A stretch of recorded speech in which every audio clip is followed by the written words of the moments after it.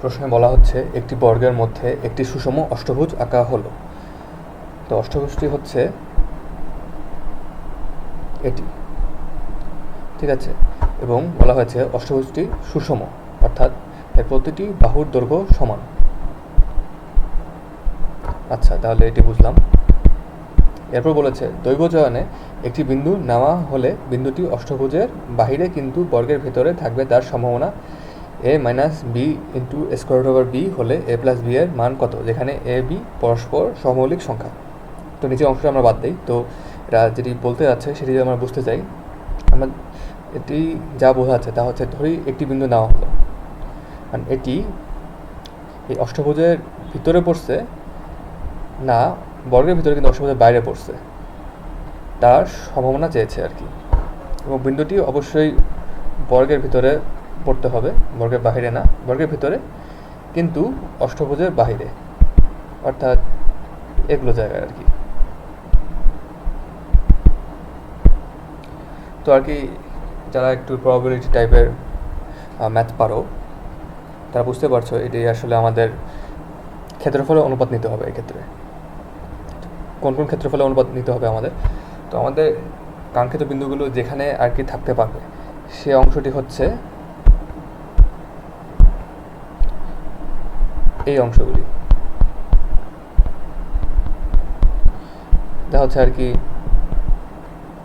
অষ্টভুজের বাইরে কিন্তু বর্গের ভেতরে।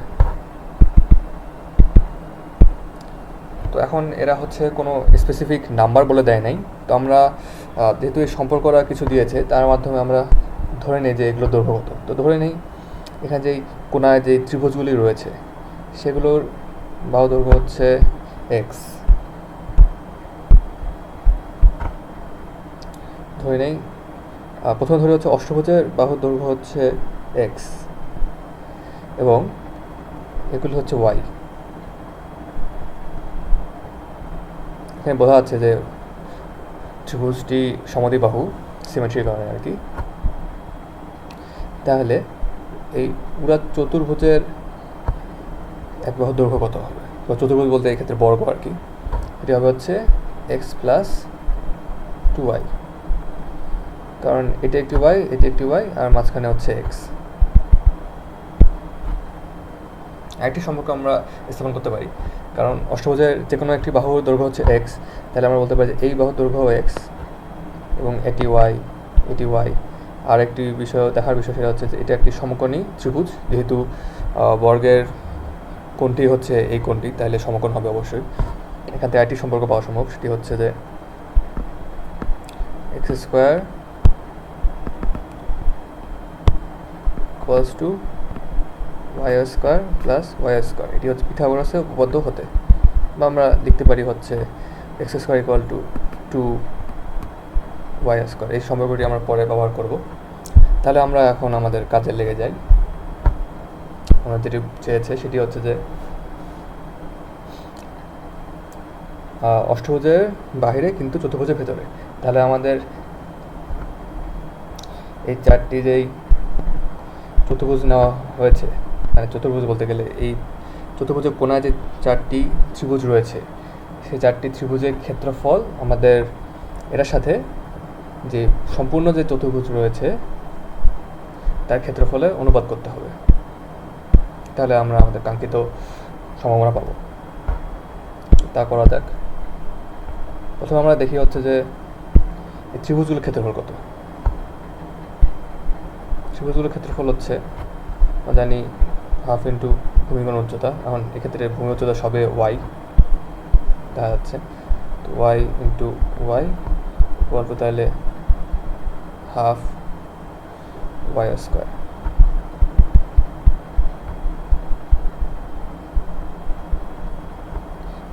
এটি হচ্ছে একটি ত্রিভুজের। তাহলে আমরা যদি চারটি ত্রিভুজই নেই তাহলে হচ্ছে four into half Y square equal to two Y square.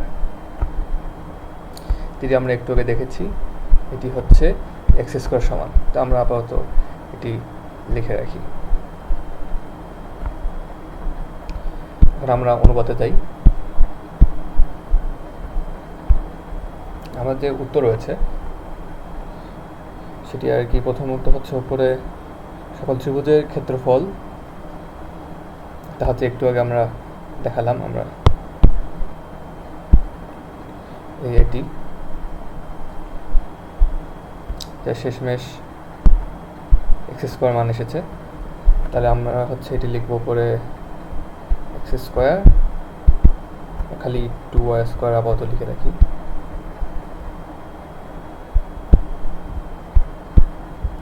এবং নিচে আমাদের দিতে হবে সম্ভাবনার জন্য মোট পয়েন্ট হচ্ছে কত জায়গায় পড়তে পারে। তো সেটা হচ্ছে যে ভিতরে বাহিরে সব জায়গায় আর কি পয়েন্ট পড়তে পারে। তো আমরা হচ্ছে এই জন্য এই ক্ষেত্রে সম্পূর্ণ চতুর্ভুজের ক্ষেত্রফল দেবো নিচে। সম্পূর্ণ চতুর্ভুজের ক্ষেত্রফল কত, সেটা হচ্ছে একটা বাহু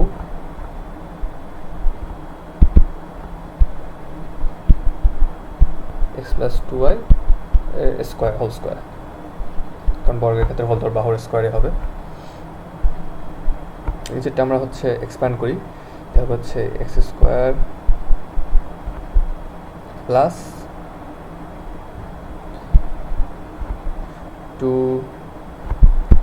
2 এবি, তাহলে 4xy প্লাস 4y স্কোয়ার।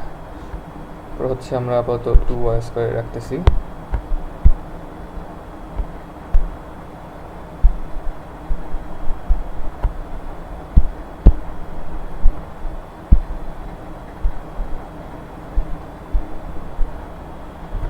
সেটাকে আমরা যদি একটু সিম্পলিফাই করি, যে মানগুলো আমরা পেয়েছি উপরে, সেটা হচ্ছে যে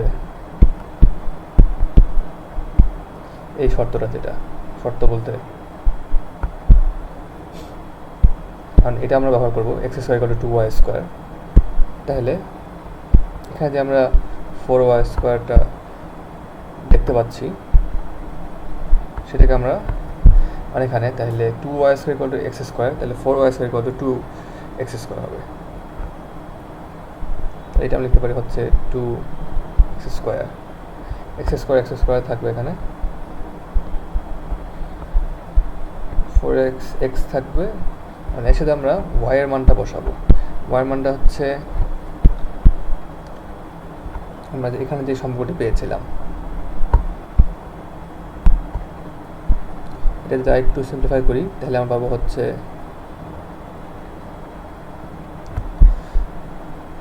আমাদের x equal to square over 2 into y।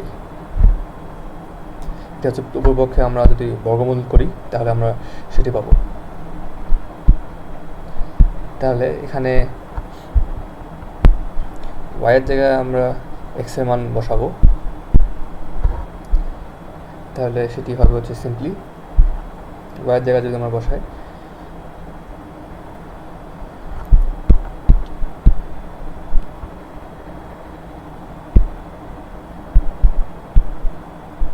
y equal to x by root 2।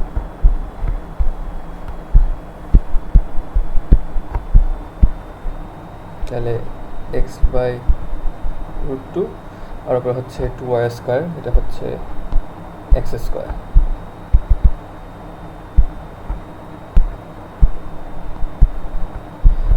এটা আমরা ফার্দার সিম্পলিফাই করব।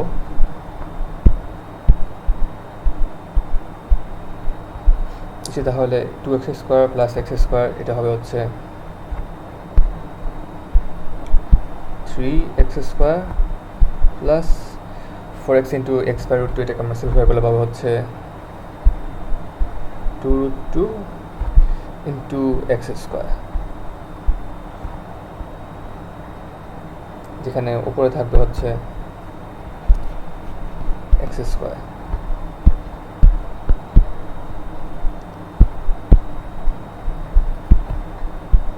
আর আমরা উপর নিচ উভয় হরলব উভয় অংশ থেকে আমরা যদি x দিয়ে যদি ভাগ করি, x স্কোয়ার দ্বারা যদি ভাগ করি, তাহলে উপরে থাকবে হচ্ছে 1, নিচে থাকবে হচ্ছে 3 প্লাস 2 স্কোয়ার ওভার 2।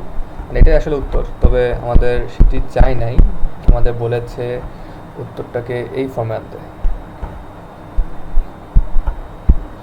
এ minus B into square over B. তো সেই ফর্মে আমরা কীভাবে আনতে পারবো?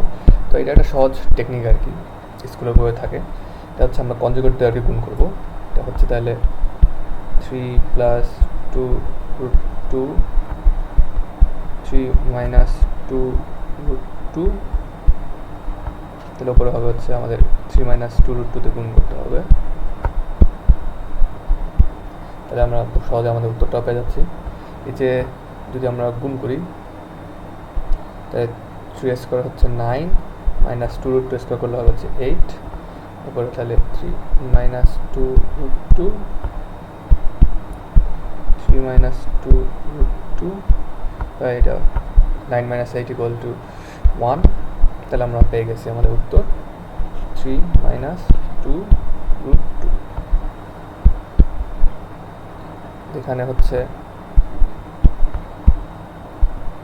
3 হচ্ছে আমাদের এ আর 2 হচ্ছে আমাদের বি।